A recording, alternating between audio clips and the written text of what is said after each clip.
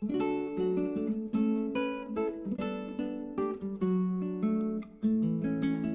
morning, everyone.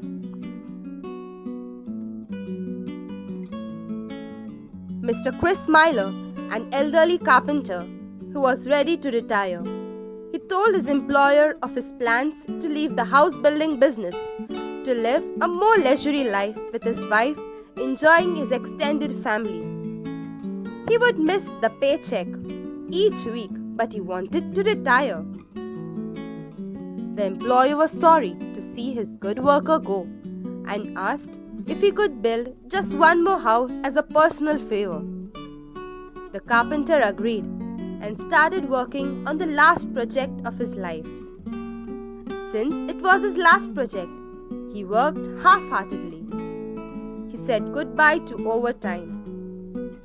He did not consider to find the best cement mixture. He did not consider having a swimming pool in his project. He did not use quality woods for the doors. The furniture was not of good quality. The employer called the carpenter in his office and gave the keys of this newly built house to the carpenter, saying, "This is my gift to you for your such a commendable service over 15 years. The carpenter was shocked. What a shame! If he had only known he was building his own house, he would have done it so differently. So it is with us.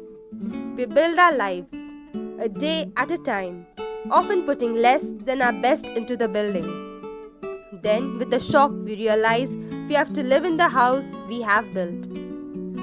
If we could do it over, we would do it so much differently. But you can't go back.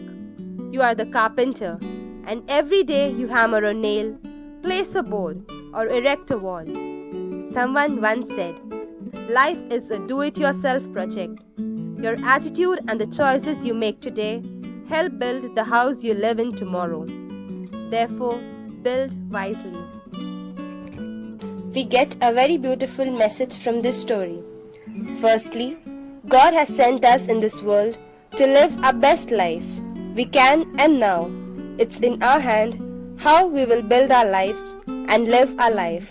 Secondly, whenever we accept any work, we should do it with honesty and give our best to it. Thank you and have a nice day.